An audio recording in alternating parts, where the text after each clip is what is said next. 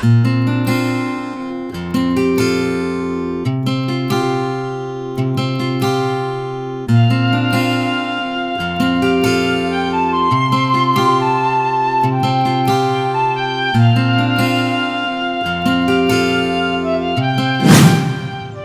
रात बदली किस्मत,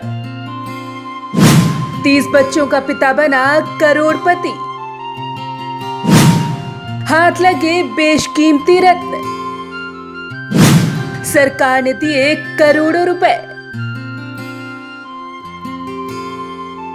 कहते हैं कि जब किसी की किस्मत बदलनी होती है तो रातों रात बदल जाती है, और जब भगवान किसी को देता है तो वो भी छप्पड़ फाड़ कर देता है। और ऐसा ही हुआ एक ऐसे मजदूर के साथ जो जैसे तैसे काम करके अपने बच्चों का पेट भरता था, लेकिन किस्मत ने ऐसी करवट ली कि वो रातों रात ही करोड़पति बन गया। मजदूर बना करोड़पति।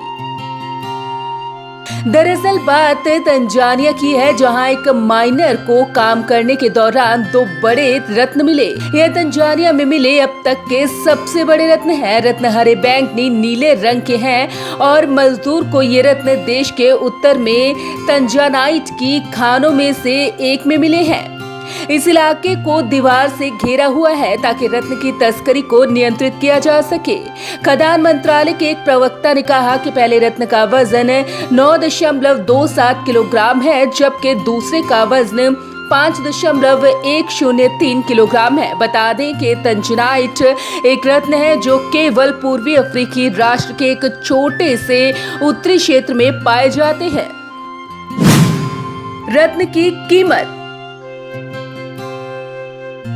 तंजानाइट नाम का ये बहुमूल्य रत्न केवल उत्तरी तंजानिया में ही पाया जाता है। इसका उपयोग आभूषण बनाने के लिए किया जाता है। ये पृथ्वी पर पाए जाने वाले सबसे दुर्लभ रत्नों में से एक है और एक स्थानीय भूविज्ञानी का अनुमान है कि इसकी आपूर्ति अगले 20 वर्षों के भीतर पूरी तरह से समाप्त हो सकती है, यानी अगले 20 सालों के भीतर ये रत्न पूरी तरह से विलुप्त हो जाएगा।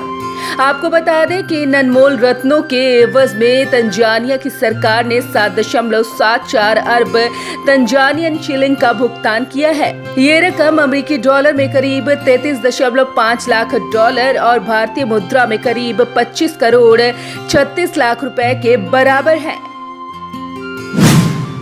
कोई भी कर सकता है खनन।